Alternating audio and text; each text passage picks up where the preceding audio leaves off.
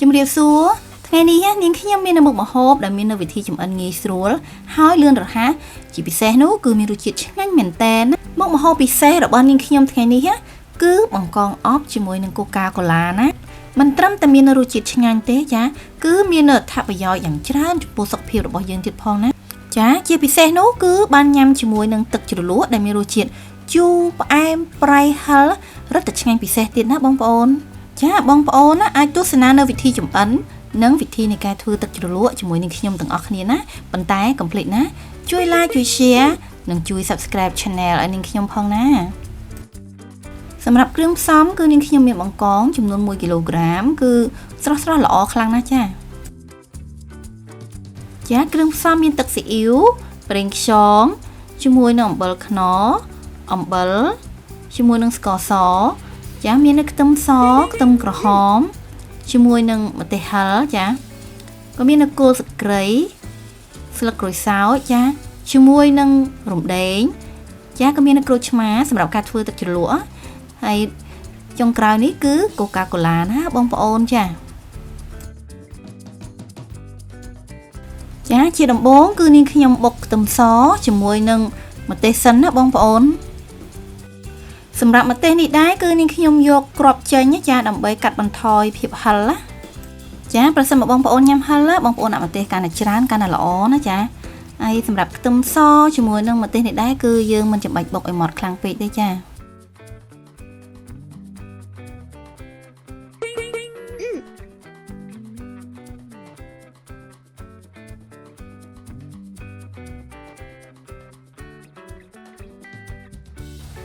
ឥឡូវនេះយើងបុករួចហើយយើងដួសទុកម្ល៉េះសិនណា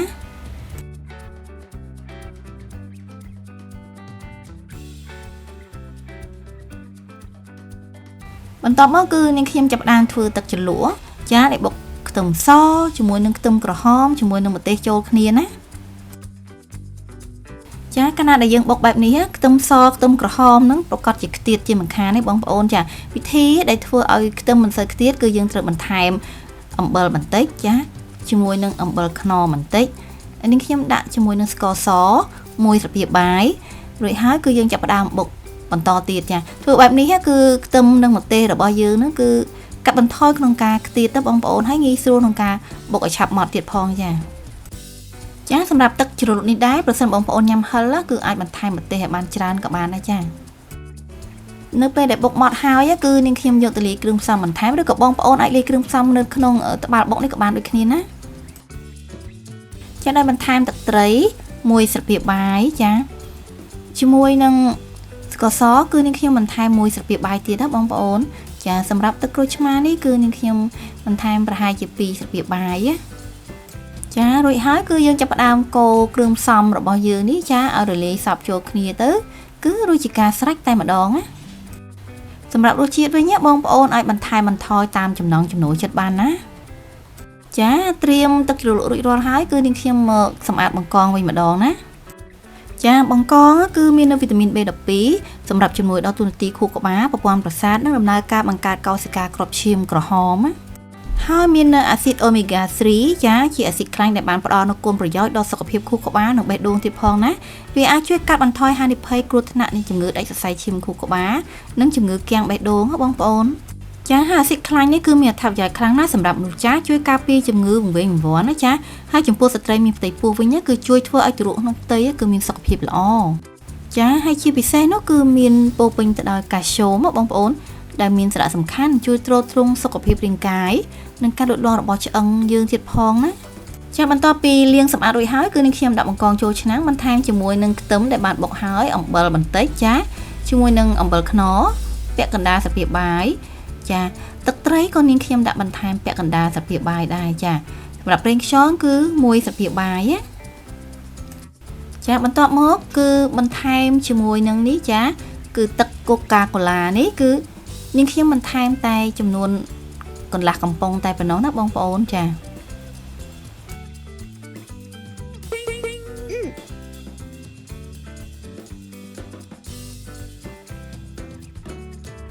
បន្ថែមជាមួយនឹងគល់ស្ក្រៃដែលបានដំបាច់តិចៗណាជាមួយនឹងរំដេងដែលយើងចិតជាចំណិតបែបនេះជាមួយនឹងស្លឹកក្រូចសើច រួចហើយគឺយើងច្របល់គ្រឿងផ្សំរបស់យើងហ្នឹងគឺឲ្យរលាយសព្វចូលគ្នាសិនណា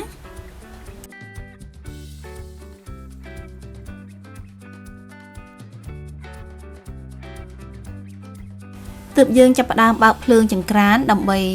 អប់បង្កងរបស់យើងណាបងប្អូន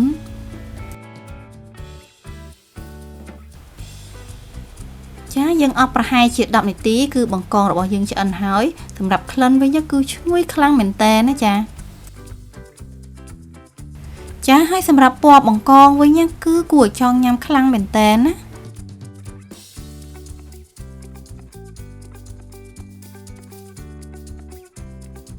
ចាមកម្ហូបពិសេសបង្កងអប់ជាមួយនឹងកូកាកូឡារបស់នាងខ្ញុំថ្ងៃនេះគឺរួចរាល់ហើយចាពិតជាចម្អិនលឿនរហ័សមែនតើណា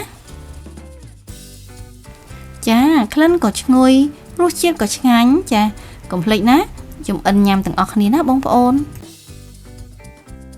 ចាប្រសិនបើមានចម្ងល់អ្វីអាច comment នៅខាងក្រោមវីដេអូរបស់នាងខ្ញុំបានណាជាពិសេសនោះគឺមានបន្ថែមជាមួយនឹងទឹកជ្រលក់ចាដែលមានរសជាតិជូរប្រៃផ្អែមហឹរធ្វើឲ្យបង្កងរបស់យើងនឹងរឹតតែឆ្ងាញ់ពិសេសទៀតណាចាបងប្អូនអាចញ៉ាំជាមួយនឹងទឹកកូកាកូឡាត្រជាក់ចាចំនួនកន្លះកំប៉ុងដែលនៅសល់ពីការចម្អិនបន្ថែមទៀតណាអញ្ជើញមកញ៉ាំជាមួយនឹងខ្ញុំទាំងអស់គ្នាណាចាប្រសិនបើបងប្អូនណាពេញចិត្តនៅវីដេអូរបស់នាងខ្ញុំណាកុំភ្លេចជួយ like ជួយ share និងជួយ subscribe channel ឲ្យនាងខ្ញុំផងណាបងប្អូននឹងបានជួបជាមួយនឹងអាដាជួបជាមួយនឹងរបបអាហារនិងចំណេះដឹងផ្នែកសុខភាពទៀតផងណាជាចុងក្រោយនាងខ្ញុំក៏សូមអរគុណសម្រាប់ការចំណាយពេលវេលាដ៏មានតម្លៃក្នុងការទស្សនាវីដេអូរបស់នាងខ្ញុំណាជួបគ្នានៅវីដេអូក្រោយៗទៀតជម្រាបលាអរគុណ